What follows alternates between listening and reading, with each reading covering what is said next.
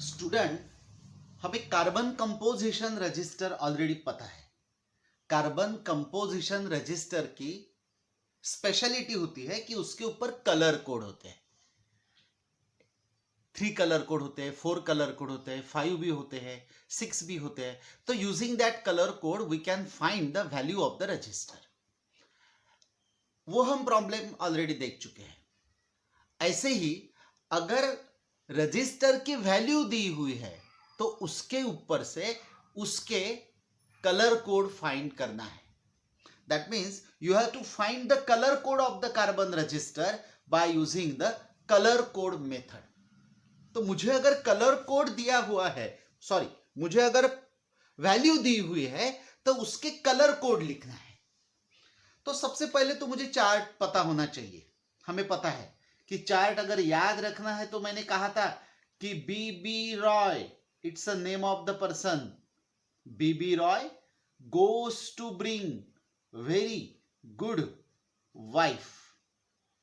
Of course, the B is a black, then brown, then red, then orange, then yellow, then green, then blue, then violet, then gray and then white. तो इसकी value थी 0, ये है 1, ये 2, ये 3, ये 4, ये 5, ये 6, 7, 8 और 9। और हमें ये भी पता है कि टॉलरेंसी के लिए अगर 5% है तो गोल्ड और 10% है तो सिल्वर। सबसे पहला प्रॉब्लम स्टार्ट करते। 2.2 ओम्स प्लस माइनस 5%। अगर 2.2 है तो इस पर्टिकुलर वैल्यू को हमें 2 डिजिट में लिखना है। मतलब 2.2 को हम लिख सकते हैं 22 इंटू 10⁻⁻1 प्लस माइनस 5%। अब अगर पहला डिजिट अगर 2 है तो 2 इज नथिंग बट रेड, तो then write the red here. Second digit भी 2 है तो अगेन सेकंड कलर भी रेड हो जाएगा। थर्ड मल्टीप्लाई फैक्टर अगर 10⁻⁻1 है तो that is nothing but the gold. और मैंने कहा कि प्लस माइनस 5% अगर टॉलरेंसी बताई है तो वो है अगेन गोल्ड। टॉलरेंसी के लिए गोल्ड की वैल्यू 5% होती है। इसका मतलब रेड रेड गोल्ड गोल्ड अगर ऐसे कलर प्रोवाइड किए हैं तो then value of this colour code is 2.2 ohms plus minus 5%। Then second problem 10 kilo ohms. 10 kilo का मतलब होता है 10⁻³ प्लस माइनस 10%। अब 10 2 डिजिट है, उसमें से first digit is a 1 and 1 is nothing but the brown, then you have to write the brown here. Then 0 for black, तो मुझे सेकंड कलर मिल जाएगा black. Third is a multiply factor is a 10⁻³ that is orange, and fourth 10% टॉलरेंसी होती है silver की।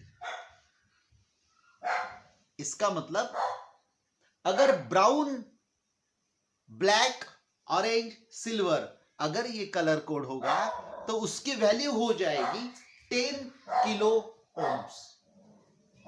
Then 2K7 plus minus 10%। Next problem 2K7 अगर 2K7 लिखा है तो of course it is a 2.7, it's a 2.7 kilo ohms plus minus 10% होता है। जहां के लिखा है वहां डेसिमल पॉइंट होता है।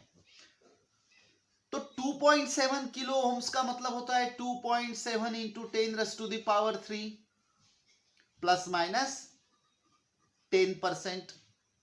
Of course it is a 2700 plus minus 10%। First digit अगर 2 है तो रेड, सेकंड डिजिट अगर 7 है तो वो हो जाएगा वायलेट,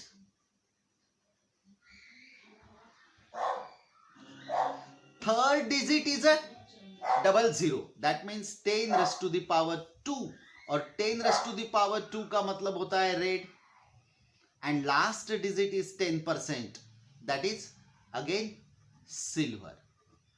तो red, violet, red, silver, red, violet, red, silver अगर है तो उसकी वैल्यू हो जाएगी 2 kilo ohms, sorry 2.7 kilo ohms. Last problem is 0.5 mega ohms. अब 0.5 मेगा का मतलब होता है 10 raise to the power 6 plus minus 20%. Of course, it is nothing but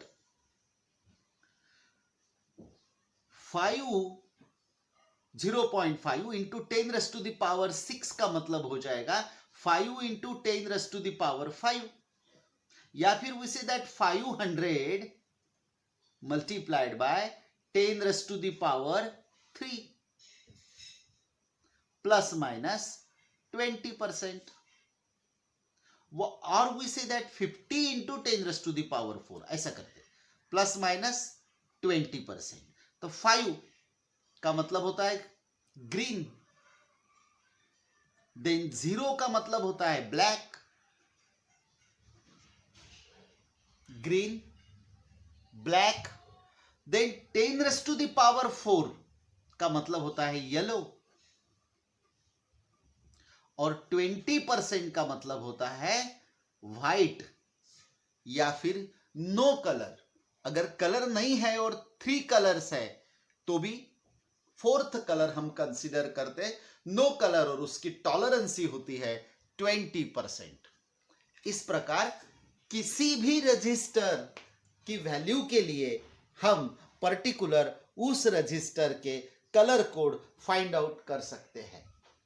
तो एग्जाम में कलर कोड दिया होगा और उससे मुझे उसकी वैल्यू निकालना है, या फिर रजिस्टर की वैल्यू दी होगी और उसके ऊपर से मुझे उसके कलर कोड निकालना पड़ेगा. इस दोनों मेथड से हम प्रॉब्लम को सॉल्व कर सकते हैं.